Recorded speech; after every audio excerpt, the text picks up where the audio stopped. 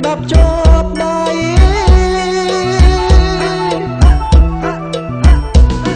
ឲ្យអូនក្តាប់យ៉ាងម៉េចក្តាប់តិចតិចឬក៏ខ្លាំងថ្លៃខ្លាចតែគ្រងចង្រៃខំបល័យស្រីទឹកណែ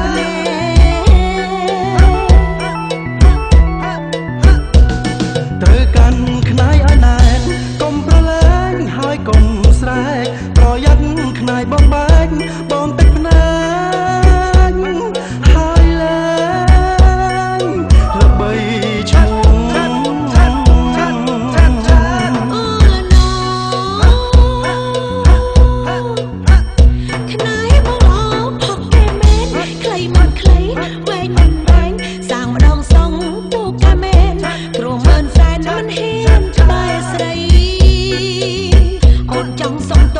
បងពី3ថ្ងៃបើអូនទិញបង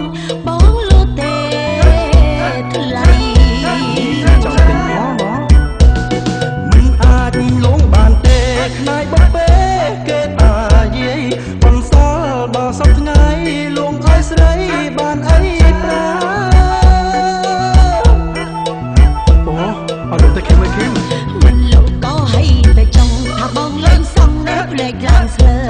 បើសិនជាបងគ្រាន់បើគិមសុំមើលទៀតបានហេអត់អូហូចង់មើលទៀតហ៎គិមអើយកុំញយពេកខ្នាយតាំងស្លេកខុសបែបបត់សង្ស័យខំក៏មាត់បងប្រកាសអាសន្នហើយប្រកាសអាសន្ននាងសំនឹងប្រកាន់បានទេជឿចុះណាប្រុសពីមេនាងកាន់នឹងមិនអោយសឹករិលថ្ងៃក៏កាន់ជប់ក៏កាន់ខ្នាយកាន់មិនចេះខ្ជិលព្រោះខ្នាយបងស័ក្តិសិទ្ធនឹងណាពិតជាស័ក្តិសិទ្ធមែនហើយ